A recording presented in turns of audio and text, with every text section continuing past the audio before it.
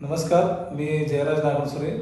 गेल्या 25 वर्षापासून पत्रकारिता आणि सामाजिक कार्यकर्ता म्हणून सोलापुरात कार्यरत आहे.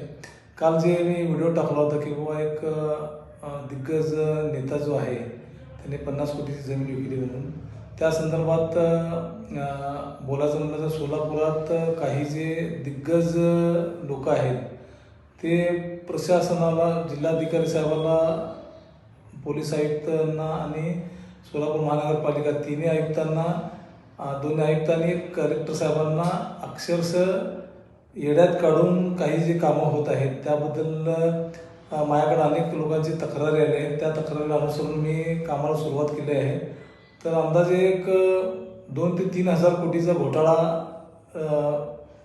फसवणुकीचं काम निघेल असे माझ्याकडे कागदपत्र उपलब्ध झालेले आहेत. त्या संदर्भात 5-6 महसूल अधिकारी, त्याचप्रकारे अनेक सोलापूरमध्ये नावाजलेले दिग्गज लोकांचं मी पर्दाफाश लवकरच करणार आहे.